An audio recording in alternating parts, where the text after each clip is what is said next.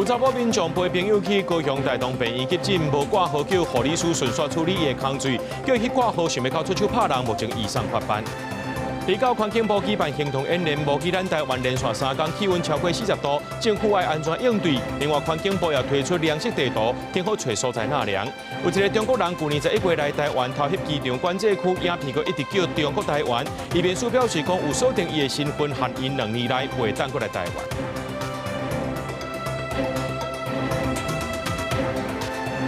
各位观众朋友，大家好，欢迎收看6月29日AM新闻，我是嘉豪。新闻一开始来看这条，又果是伫咧急诊室拍护理人员的社会案件咯。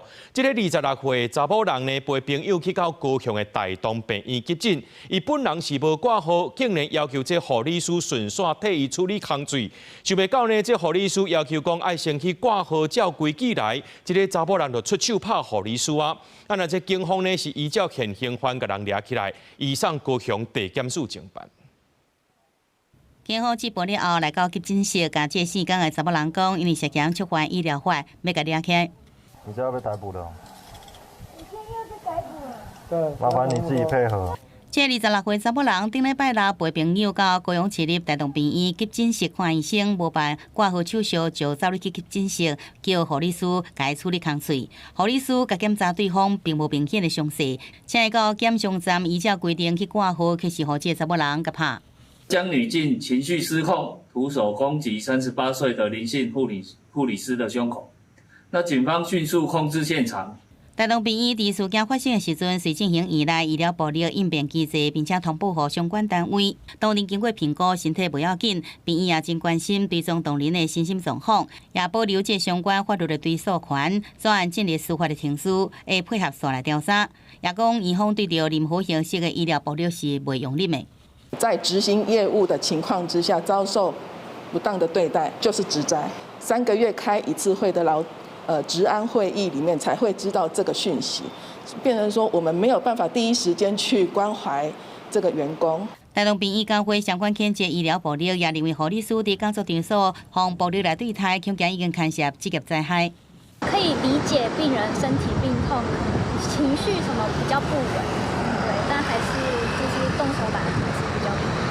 警方讲，这查某人是现行犯，该抓起了后，依照涉嫌违反医疗法罪嫌，移送高雄地检署侦办，也提醒民众，若对执行业务的医术人员强暴也是胁迫对待，相当面临3年以下有期徒刑，拘役也是并科30万块，可能也佫面临行政罚款。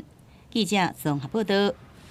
来看这条新闻，一直无为什么拢袂惊呢？这新北市的三甲，今早起呢，这远景巡逻时阵接到通报，讲有人食毒骑奥多摆。这个姓周的查甫人一开始是惊配合，说是要找机会让警察来绕跑，现场甲伊压制了后，也检出这毒品的反应。另外，伫咧表列家己同款有人食毒赛车，今年1月到4月，这食毒赛车已经造成9个人死亡啊。监视器翕到这台机车路线无稳，差点踩到其他车，关警接到通报了，赶紧去查查。卖叮当，卖叮当！哎呀，冲啥啦？你要走啊？这查甫人开始是惊做配合，想要到马上发动行忍，想要冲动了后绕跑，互关警压制在地。29早起，新北三甲关警接到通报，有技术是食毒中毒，那查发现已经用过暂当以外，毒品快态也是阳性反应。盘查过程中，企图冲撞逃逸，并在身上起获电子雾化器1组及毒品残渣袋等证物。苗栗州分警方自北部尾啊顺路经过信东路时阵，发现一查某人骑机车车速伤过紧，而且沿路无拍方向灯，向前查查发现伊食毒上路。另外，伫嘉义市西区一到透早3点外，一台小客车也驶无稳，警方查查时阵，驾驶是大油门逃走，沿路过弄到3台放伫路边的车，了后想要弃车逃走，煞马上互关警制服。吴显对伊头米酯及凯他命均呈阳性反应，警方当场依违反毒品危害防治条例及公共危险毒驾罪嫌依法逮捕。虽然检查食毒赛车，毋过也是真侪交通部强调，这个月开始第一摆将食毒赛车日志都按统计资料。根据交通部统计，今年1到4月因为交通事故死亡有897人，比前2个月死亡数增加将近1倍。另外，今年1到4月，因为食道塞车已经造成9人死亡。目前还没有去细分。那我们希望从我们的资料里面，我们会跟警政署再去做进一步的一些资料的探索，就是吸毒人本身或者是造成其他人的受伤，我们希望可以再进一步的分析。交通部表示，会透过详细数据分析、加演技手法，加上配合严格查缉，来降低食道塞车造成的伤害。记者综合报道。面对着极端的高温，29环境部举行行动演练，无记咱台湾若准是连续3天，这气温拢超过40度，政府爱安全来应对。另外，环境部也推出着量测地图，超过90个所在，会当互需要民众去遐测量。热人到啊！最近欧洲小饮引起的灾情是真严重。世界卫生组织表示，自6月21到今，欧洲已经有超过1300个死亡的案件是甲高温有关系。29，咱环境部有无记气温连续3天超过40度的情景，建立应对的流程，包括气象署会发布高温警报，地方政府安排喷水车甲路边降温，学校暂停户外活动。卫福部嘛会启动热伤害医疗服务等等。这个热浪的问题不是天气的问题，是治理跟经济的挑战。所以如果说这个极端天气，其实在全世界都说这个会造成很大的影响，我们势必要跨部位，特别是公卫，特别是经济的冲击都要算得清楚。那我们这次的完成之后，我们希望就会再来邀请企业一起来参与。气象署指出，自这礼拜开始，就是热人的天气形态，各地拢会是一混到烧热的好天。自7月初1，也就是拜3开始，连续1礼拜的高温拢有可能超过36度，紫外线也会超标。民众出门就要防晒、加啉水，才袂着霜。今年的话，普遍是32到34度，局部特别是中南部的近山区可能会来到35、36度。而在明天，也就是周2，一直到未来的一整周，普遍温度大概是32到35度左右。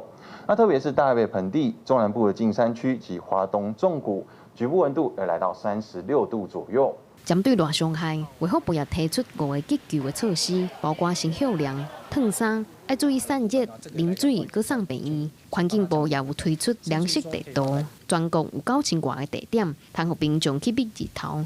嘛提醒民众面对高温，要随时注意身体的状况。记者郭佑基、谢桂玲台北报道。昨暗台北树林的圆山保龄球馆后壁熊熊崩山，这大粒石头缀伫咧保龄球馆的厝顶煞来破去，扔到这室内。加在目前已经是停业2礼拜咯，而且附近的步道也有地基流失的问题，目前是有封锁管制。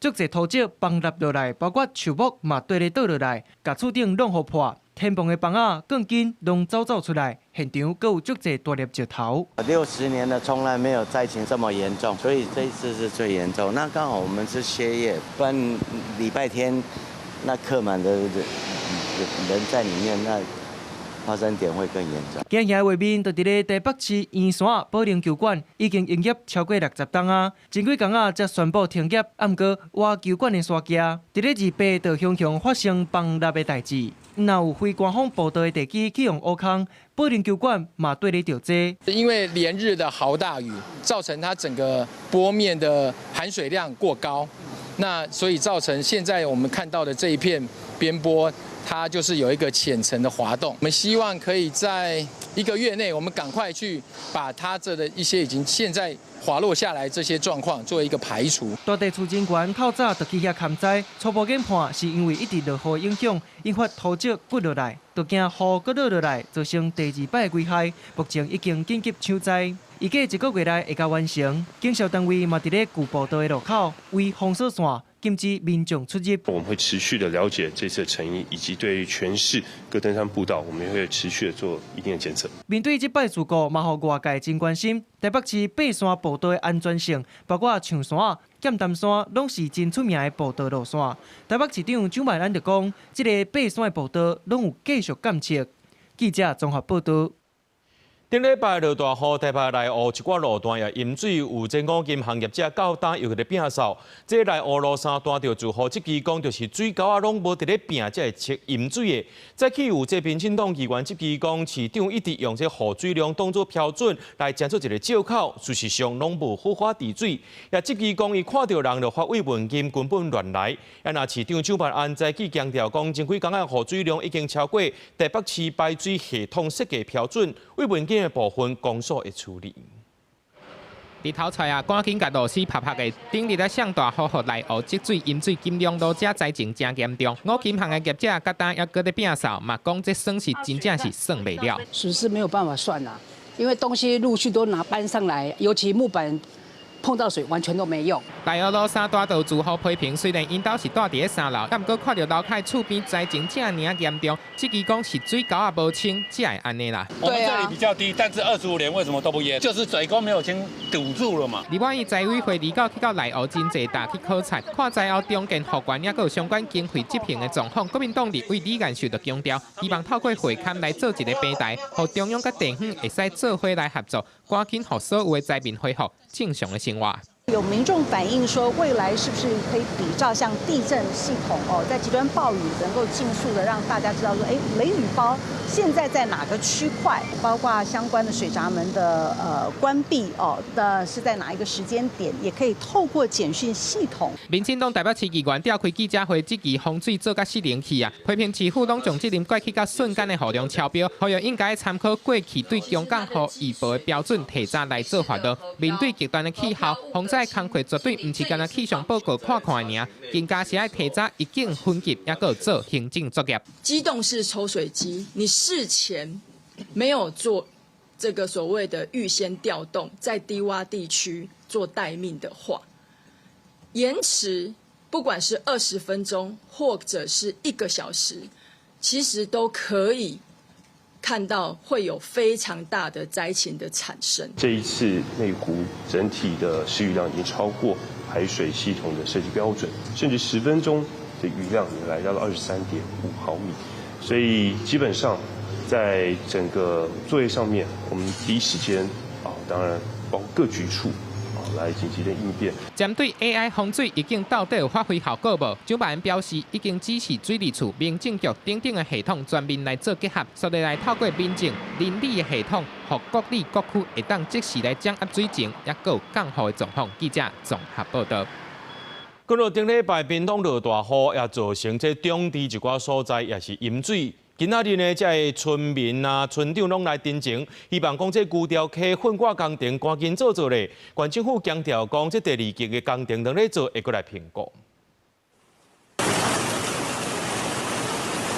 居民跛脚浸伫水慢慢行，想要赶紧刷到较悬的所在庇护。控制2号的大水雨，造成屏东中地德阳村对半暝3点就开始淹水，因为旧条溪的溪水嘛涨悬，水下袂离，遮足侪所在拢淹对厝内入去，造成居民损失。虽望即马水退啊，村长不满表示，县府拢无来关心村内的状况，希望屏东县政府会当加速旧条溪混扩工程。县长到政府到政府对咱中地用德阳村遮有无，拢不闻不问啊。拢无资源互咱，若无咁拢无人关心。伊即马甲施工池编咧第2期工程来做，所以咱德阳村路上重要会淹水的所在，有条溪，阮的区域排水拢无甲阮做，就是讲边仔住户的出入会无方便，有诶是会卡着因的厝。我认为讲这拢是借口啦。德阳村27下晡有开村民会议接受တင်情，村长讲，因为伊早起水沟的时观念无好，拢只有按照路的关系做，而且因遮的排水沟会阁浅，只要是雨量超过40毫米就会填起来。莫讲即届一天落超过400毫米的雨量，根本完全无法度排泄。虽然前县长潘平安时期已经规划改善工程，不过进度伤慢，村长希望骹手会当较紧的。那因为目前牛稠溪排水上游滞洪池紧邻本次淹水的区域。优先推动滞洪池工程的话，可优先将村庄的洪水优先导入滞洪池，来解决当地的一个淹水情形。县府讲工程拢有按照时间咧进行，旧条溪混扩是第3期工程，不过即届因为短时间雨量伤大，会赶紧甲第2期扣水池赶紧完工，减少水尾德阳村村民做大水的状况搁发生。记者柯明哲屏东报道。宜兰县消防局一个姓彭查某队员呢，2022年伫咧宿舍洗身躯，所一个查甫同事雄雄总日来，害伊惊到要请病假休养，长官所甲刁难。这个查甫消防警官呢提出国赔，法院是认为讲消防局有过失，就爱赔人65000元。宜兰县消防局一个姓彭消防队队员，2021年伫分队被检洗身躯时阵，互创业女宿舍的男同事看了，诊断了后压力反应，提出爱休养2个月诊断证明，请病假，消防局煞无批准，最后被迫离职，就要向创业人提告情节主体，无法度请假部分向消防局提出国赔。还有一个部分就是说不予准假的部分，这个也有过失哈，在执行职务上也有过失。那这个部分就符合这个国赔上有关精神损害的部分，准以6万元的赔偿。姓彭女消防队员求偿195万元，法院判决出来，法官认为宜兰县消防局姓林大队长等人，明知女消防队员做无这场申诉了后，有收养甲治疗必要1万元，机关尽力调度甲病假法定要件无关事项，作为准部的判断标准，已经超过法定的裁量范围，刑事职务有过失，请求国赔有证明，所以爱赔65310元，包含精神抚慰金甲医疗费用。勇敢发声，拒绝霸凌。迄时阵，这案件爆发争议，加上消防局近年来包含这案件连续发生3件性骚扰案件，引起各界社会各上街路游行。姓彭女队员这案件，不过亲戚主体部分，涉案姓姓查甫人判刑3个月，国赔部分消防局表示，但是就判决出了，各决定安怎处理。到那个判决书以后，我们就会再处理，看怎么处理。在研议是否要上诉，是不是？对。宜兰县消防局伫诉讼过程中解释，代志发生了，马上将姓男消防队员调职甲处罚，后续完成硬体改善，主动关怀女队员的心情状况，无准公众假原因。代志发生的时阵，伊拄咧洗身躯，甲被停的时阵，警方大名要件无符合，后来因为法定修正有公众假，无法度进行违法，专案消防局无排除上诉。记者综合报道。来看塘沽山竟然有这个查某民众伫咧门卡口呢整理花草时阵，所互狗咬着伤，机关要求这农业局爱赶紧想办法。即马是讲会派人去抓，也呼吁民众唔通伫门卡口放喷，或者是会当食的物件。我嘛有护腰吼，袂甲严重。对啊，伊讲拄啊无护腰。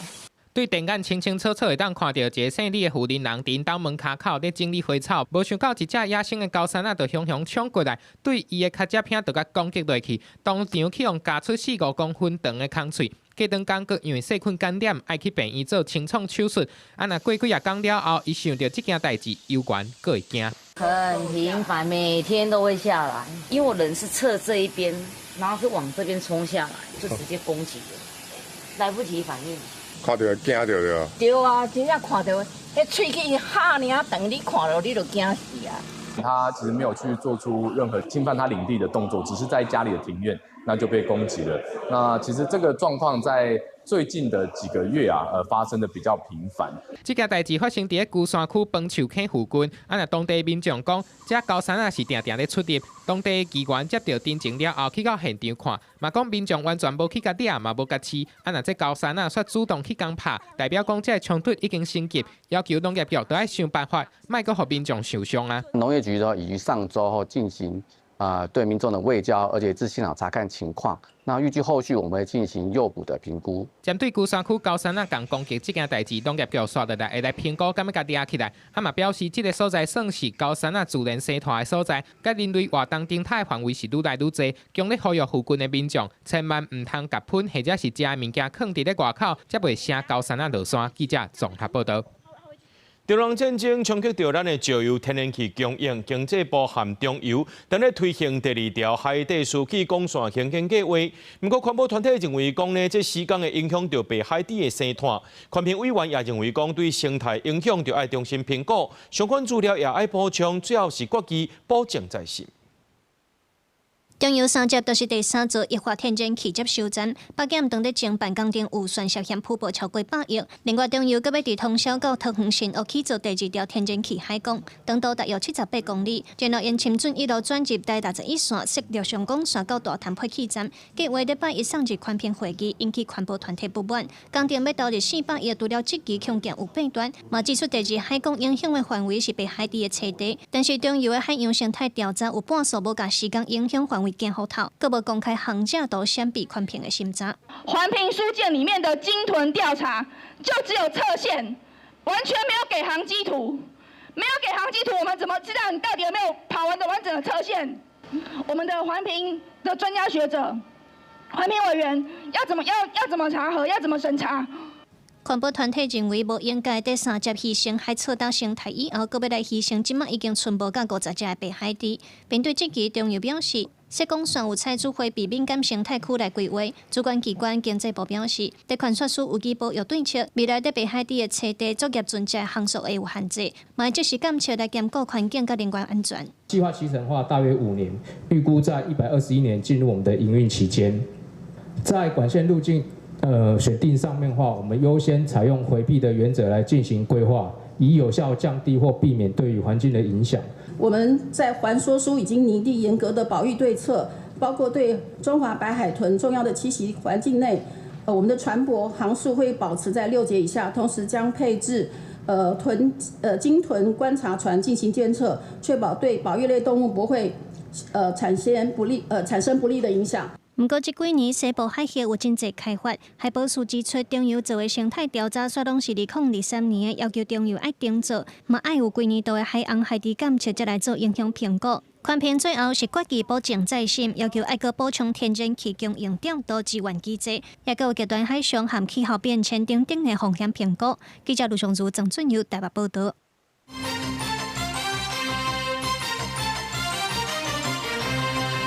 来看这条新闻，伊可能唔知影什么是自由的滋味。自由的前提就是袂当违规。有一个中国人，去年11月来到台湾，唔拿入境的时阵，拢甲过程翕落来，影片内面开喙合喙，一直叫中国台湾，甚至搁在偷翕这机场的管制区。移民署表示讲呢，有掌握到这个中国人的身份，已经限制伊2年来袂当来台湾。一个中国旅客团去年11月来台的 Vlog 的影片，除了真侪解讲到中国台湾超大咱国主权，飞机降落时阵，佫故意用5000旗惹通机场的中华民国国旗。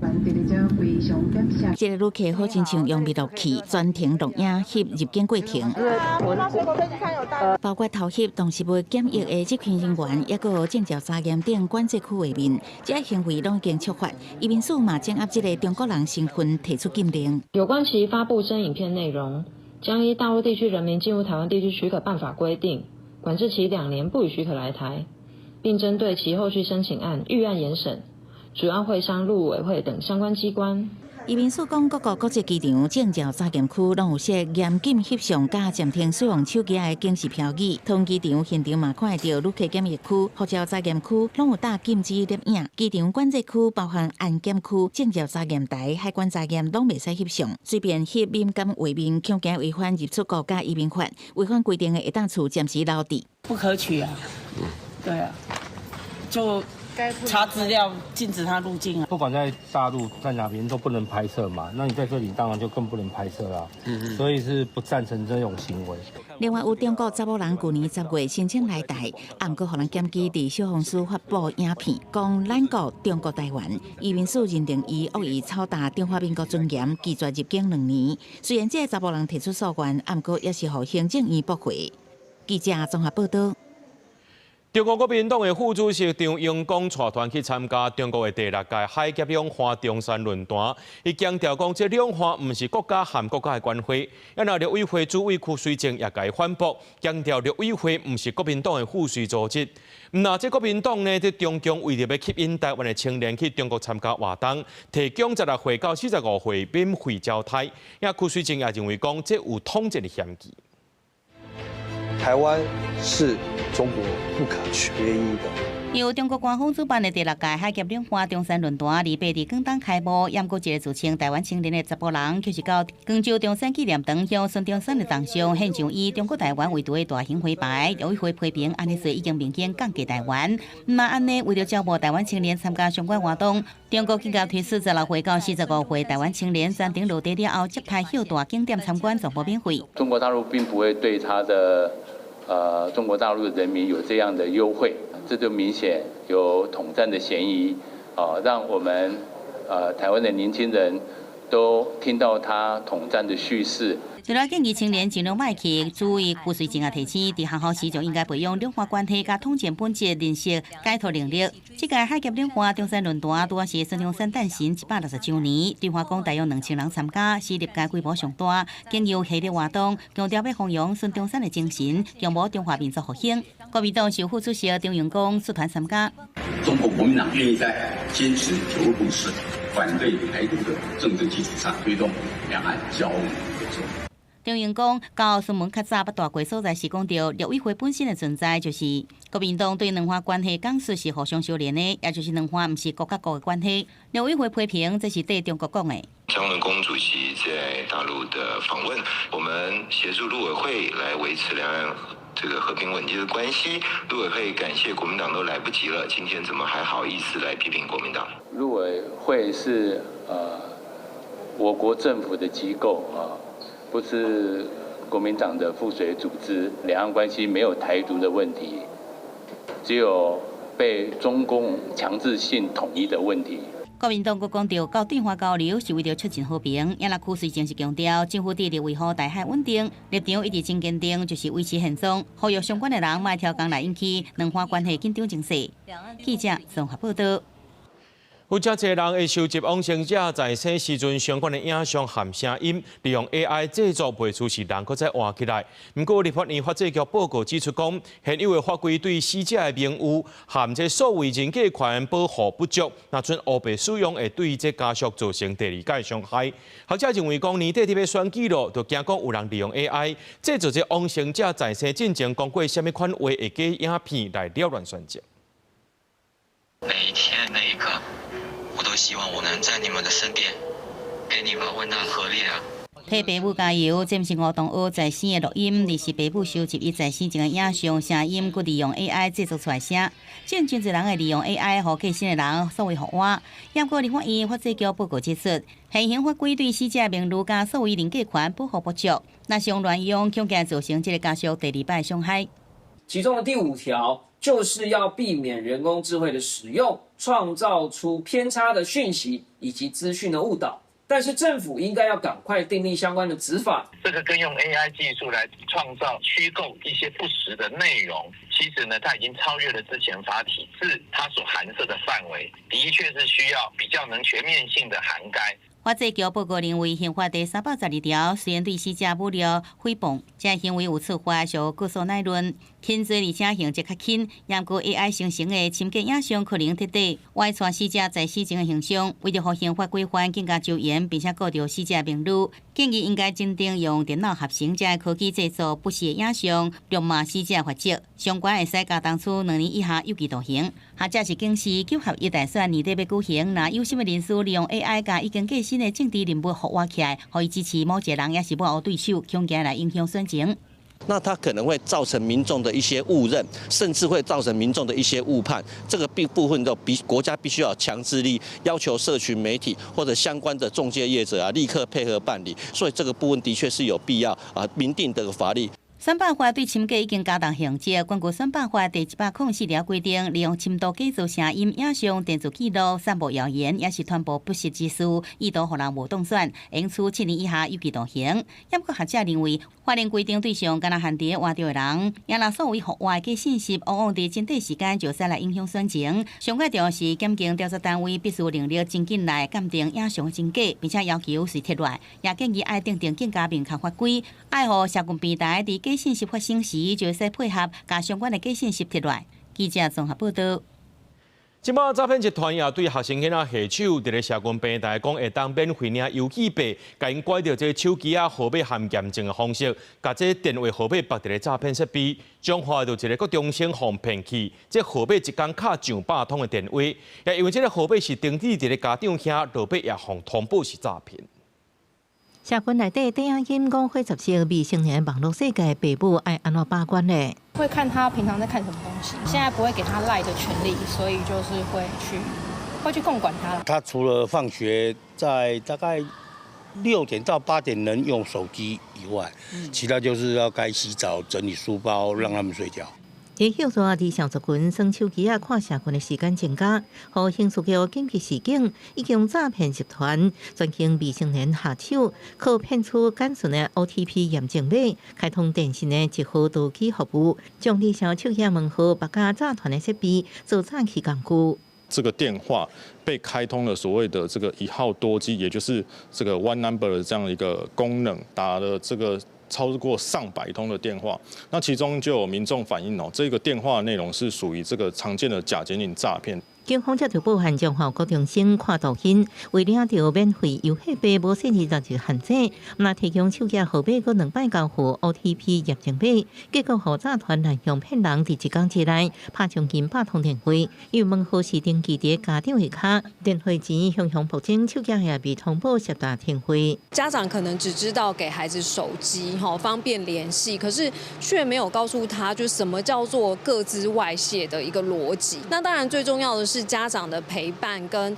就是理解孩子现在在参与什么样的活动。面对青少年网络议题，监管基金会建议除了要强化儿童个资意识，最后照顾者也要注意囡仔手机的使用状况，建议电信业者甲相关单位公布发送验证简讯到家长本人手机加设一道防线，避免囡仔被诈骗来利用。记者综合报道。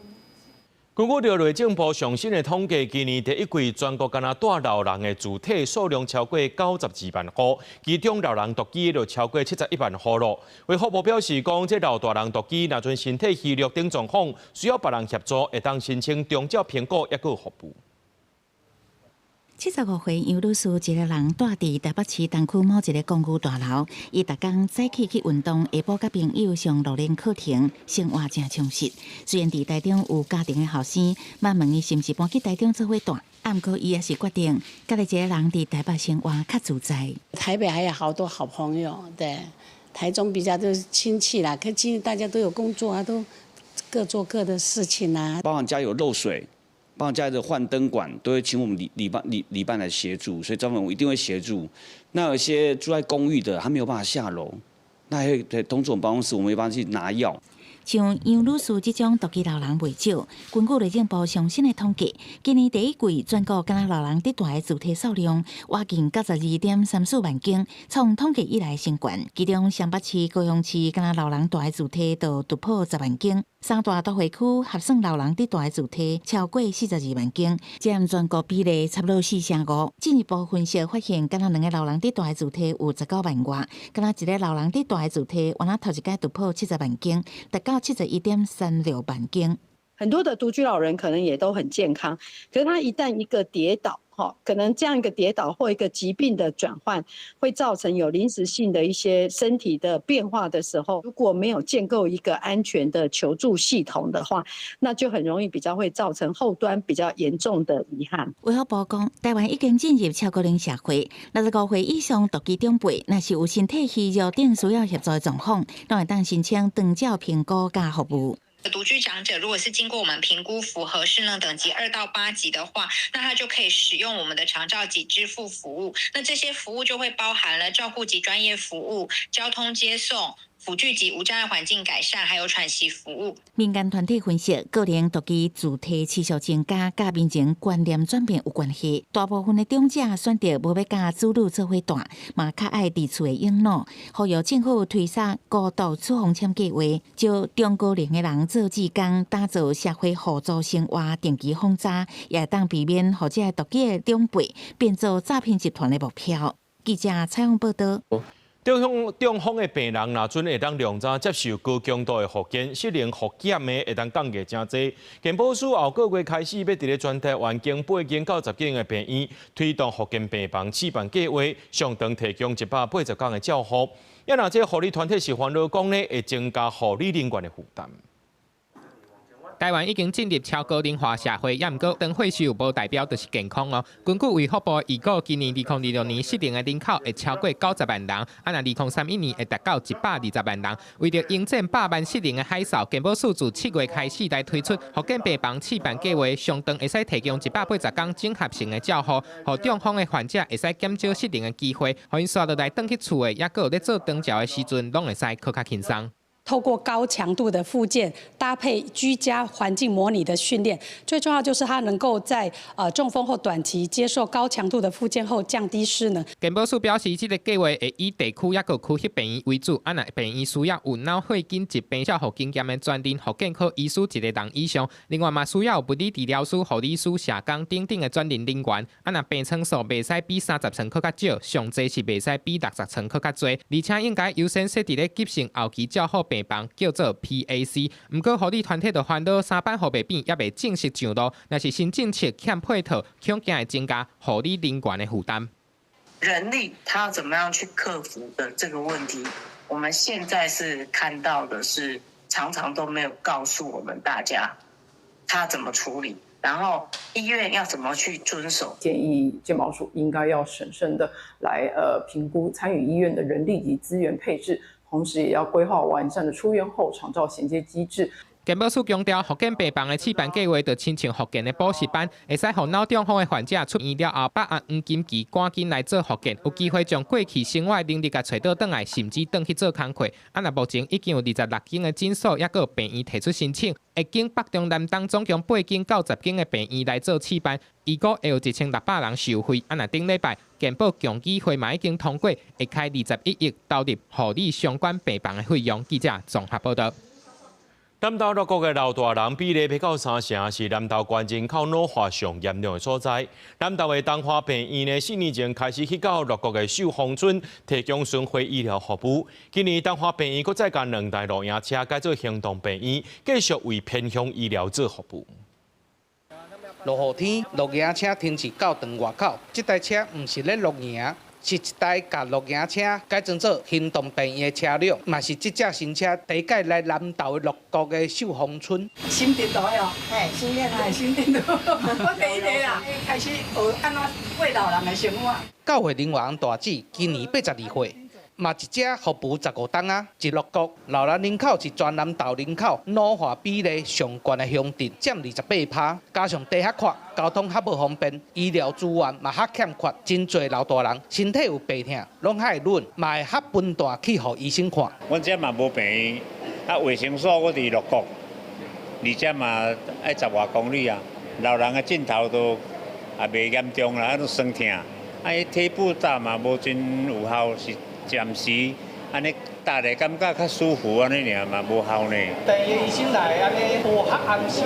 对啦，有差其真安心，啊嘛真方便。有照时间来，每一礼拜有拜四拢有来，因为安尼因较放心啦。南投的地区病院东华病院4年前落去南投六国的秀峰村提供西医巡回医疗服务，因为是临时就地找场所。拢以看病开药为主，为着时代会当得到更较多医疗照顾。东华病院向卫福部提出偏乡行动医疗车的计划，将2台价值成千万的录影车变做行动病院，会当做心电图，会当做超音波的检查。我们会希望让这一些比较偏僻的居民们能够维持着健康的身体。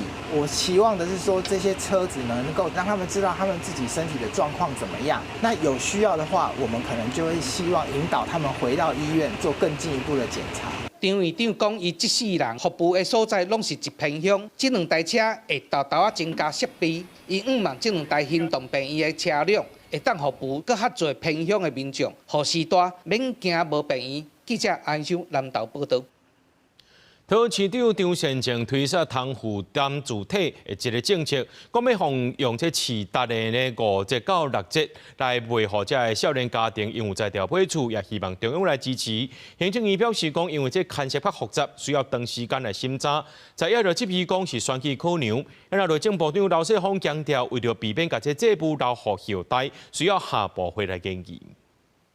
协助结婚的家庭成家，桃园市长张善政撒可负担主体政策，是伫社会主体甲一般主体中，用市价5节到6节，一平20几万，帮助青年成家，摕到永久居大权。议会也已经3读通过相关自治条例，送去中央。不过行政院延长核定期限，和在野党质疑是选举考虑该卡掉的。内政部长刘世芳出来解释。行政院非常高度重视这个部分，那要求内政部要把这几个部会里面看完了这个张善政市长所提的这个可负担宅的部分呢，做一下回应之后呢，我们会再研议。刘世芳讲，可负担主体牵涉被全面正看，那是主体法，也包括金融贷款、利率补贴，抑个未来房产承担了的权利义务这个问题，所以内政部要会整意见评估，跨部会研究。刘世芳也讲，唔通甲债留予子孙。张善政讲，可负担主体未对政府甲买厝的人造成负担，是双赢。说要多花一点时间，结果是把它放到冰箱里面都不够呢，还是有继续在开会审查？我们当然希望是后者。那么对于外面有些人担心说这是一个再留子孙的前坑，不会的，因为可负担住宅政府没有财务负担，相较于社会住宅。记者综合报道。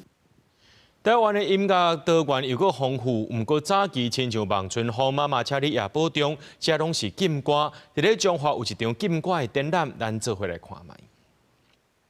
山顶的乌狗兄，妈妈请你也保重。这歌传唱几10档的台湾经典歌曲，过去拢捌是政府查禁的禁歌。即阵台湾歌曲的创作自由多元，但是伫过去威权统治的时期，若是牵涉到批评政府、敏感话题等等的各种理由，拢是政府查禁的禁歌。法务部行政执行署中华分署当咧举办禁歌禁曲展览，要互民众了解台湾过去的歌曲审查制度。看了是感觉讲，原来以前的社会，咁即摆的社会其实真的差足侪，最欢喜家己会当伫即个自由的年代安尼。即个歌拢常常听到，即摆会当想到讲，以前袂当听，即摆会当听，对这生命的打拼甲奋斗，我感觉足感动的。法务部行政执行署中华分署甲国家发展委员会档案管理局合作，为6月29开始举办威权统治时期的台湾禁歌档案展，展出当年歌曲审查的公文、查禁的歌本、审查报告等等的资料。亲像这张广播电台记录表，就是当初政府监听的证据。咱台湾人爱听歌，爱听台语歌，迄个歌曲咱政府甲会禁掉，透过电台咧。广播电台咧放这个歌曲，所以讲伊就开始针对广播电台开始咧监听。就阮了解吼，咱以前禁歌吼，差不多有1000多条，可能有的歌是因为讲伊唱起伤欢喜啊，有的是吼伤悲伤啊，互人感觉艰苦啊，所以甲咱即摆情形是无啥共款安尼。主办单位表示，这届展览为即阵展出到8月25，希望用音乐做媒介，互民众用较生活化的方式了解历史、思考言论自由甲创作自由的珍贵。记者杨淑晴综合报道。来看第2届台南市长杯台语文竞赛，今年成100多人来参加。今年唔有比这字音类型，也有这改良传统的报歌变做现代台语4句联，甚至有人呢食到82岁，学1年的台语就来比赛，实在是足厉害的。大家拍开试讲，拼写写题目，有人也未4分钟就交讲。台南市台语文化班学会举办第2届市长杯台语文竞赛，成100多人来挑战。有比较语文竞赛形式的语音字形，毛母语教育部台语认证的底文写作，那比实力嘛拼速度。现场有82岁时代学台语满1档就来参加，伊欢喜的分享讲，起头实在真硬斗，后来愈学愈趣味。头一个有一点仔困难，不过我去克服了，就慢慢啦会感觉足新鲜。我对台语的千美语到即马开喙落笔，会晓用母语。理事长希望台语会当世界开花，我就是其中的一蕊花。这摆试题是学会6月拄出版的2本新册。学会理事长黄良成讲，新册收录这3年来的创作，有400首情景式四句联，伊强调传统的报歌爱保存，即卖因结合图卡打造现代台语报歌。另外，评审真肯定学员的表现，毋过嘛提醒爱斟酌台语的调和，现场去唱调和歌曲来加深大家的记忆。底文写作的部分爱较台语开，唔通受华语影响。台语有变调，用迄个变调了后去写，你就是变成就一个警察，你改的时就会产生一个错误。底文写作较大的问题就是出现伫一寡华语式的迄个语法，比如派册包啊，伊就会讲派着册包啊，骑铁马，伊讲骑着铁马。台语是非常的文啊，无应该像讲过去安尼，互人感觉是。讲台语无水准，所以就是因为安尼，所以阮台语文化班学会要来提倡社会对咱台语保育的一个观感。台语文化班开班第9档，学会讲印象大5望，就是希望通落实咧台南37区，每一区拢通设台语文化班的环境，要互水开的台语文咧大家日常生活恢复因过光景。记者苏台南采访报道。讲到委内瑞拉顶礼拜发生大地震，到呾病院拢是着伤民众，还有找找失踪亲人的家属，海外侨民也拢赶登来救援。不过，今日传出讲有人趁混乱的时阵，甲人抢劫。目前国际上已经有21个国家派出搜救和医疗团队来斗协助，美国也暂时解除一部分的制裁。委内瑞拉首都卡拉卡斯交火的卡地亚。病院外口客满召集等待消息的家属，摕手机确认名单是受亲人的名字。院方指出，目前来受伤的人数已经超过负担，在区医疗体系用力紧绷，家人在混乱当中尽力维持上低限度的基本照顾。东西区拉瓜希拉的搜救队下骹，虽然已经真少无生命现象，真侪家属犹原无放弃家己的乌骨等待奇迹。不过过难的时阵，竟然有人趁火的抢劫，北部港市卡提亚拉马的超市甲店头拢被抢劫。Eso era un automercado full, lo dejaron sin nada, metieron por ahí. ¿Tú crees que es justo que nuestro pueblo se coma el fuego? 目前强烈地震受灾人数680万，全国各地民众拢挺身而出，为失去一切同胞关食物、水甲必需的物资。真侪地震时阵，人伫海外委内瑞拉人看到故乡有困难，赶紧回国斗3工。巴拿马国际机场自被出现真侪坐飞机回乡的人。Querer llegar a tiempo, que es lo que más me pegaba a mí, tipo, ya sé que mi familia está bien, pero querer volver a ayudar, viendo a mis amigos todos bajando a La Guaira, poder ayudar y uno. 国际之间也伸出援手，一支阿根廷救援队到受灾上严重的地区，为受难家庭带来新的希望。We don't have any heavy machinery. A huge number of rescue workers have come to help, and they're giving it their all. 目前已经有美国、德国、法国等21个国家派2600个搜救或者是医疗人员，加将近140只搜救犬到灾区支援人力、设备加救灾物资。原本因为强烈地震严重受损的西蒙玻利华国际机场已经开放部分的跑道，让军机降落。美国海军运输船也在研发准备，随时转接受重伤的人。美国财政部也宣布暂时放零加人道救援相关的制裁限制，运船救灾所需要金融交易进行，希望赶紧和国际之间的援助能送到灾区。公司新闻是会中订阅。欧洲的德国、捷克和波兰这几天温度拢超过40度，出现历史新高。世界卫生组织昨夜证实讲，这热人的极端高温已经有1300人死亡，敢若法国呢就9000人不幸过往，拢是这85%以上，拢是65岁的老大人。波兰各古城公交水车喷出水雾，互真侪人甲游客趁机会清凉者。这摆侵袭西欧的极端热浪已经向东边拖到捷克。波兰各北边的多克萨尼甚至测到41.1度的历史高温，结果波兰也出现40度的高温新纪录。There's very little air conditioning in my flat. There's no air conditioning, so I keep the curtains closed all day and I open the windows at night to be a little more cool. I didn't expect the weather to be this bad. I thought Poland would be like okay, like in the 20s, but this is too much. 欧洲会热天温度一直升悬，因为欧洲的主题工作场所甲学校这建筑物在起的时阵，不将耐高温列入考虑，所以热伤害代志真多。世界卫生组织日前证实，热天以来高温已经夺走欧洲超过1300条人命，敢若是法国位置是到即马。都已经超过1000件超夜死亡案例，其中85%是65岁以上的老大人，而且伫厝内底死亡比例也增加40%。为减少高温对老大人威胁，意大利罗马市政府免费提供智慧手权予老人，减少心律甲困眠模式，同时伫紧急状况之下对外喊救。Sicurezza sì me la dà perché sto più tranquilla io perché.Se mi succede qualcosa. 这场拍拍记录6月高温，气象专家讲是因为北非的大热空气在这强顶的效应之下，困伫欧陆天顶，互全欧有3.8亿人生活伫超过30度的高温环境之下。世卫组织警告，欧洲是全球升温上紧的所在，速度是全球平均的2倍。原本每代人才出现一摆极端热浪，伫气候变迁之下，恐惊加速欧洲人热天的新常态。公司新闻张淑芬报道。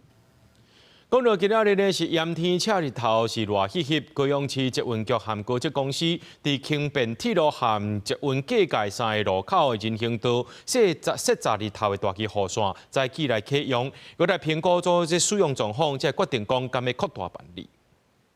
日头赤炎炎，虽然顾性命，行伫咧高雄市的人行道，有人戴帽仔，有人举雨伞。台北若是到热天，高雄的天气是热到要互人昏去。